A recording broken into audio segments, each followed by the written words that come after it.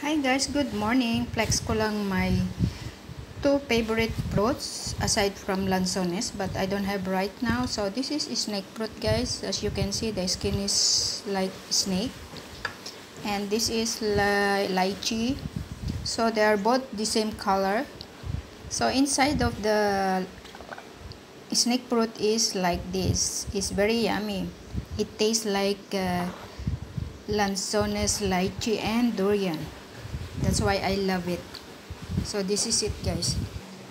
So aside from lanzones, these are my three favorites after the other fruits. So lychee, lanzones, and snake fruits.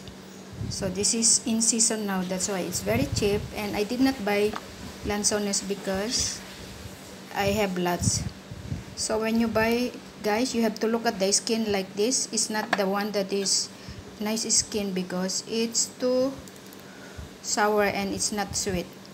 That's the technique when you buy lychee. It should be the black one, same like lanzones guys. Don't buy the nice one, but the one with the batik batik as they say.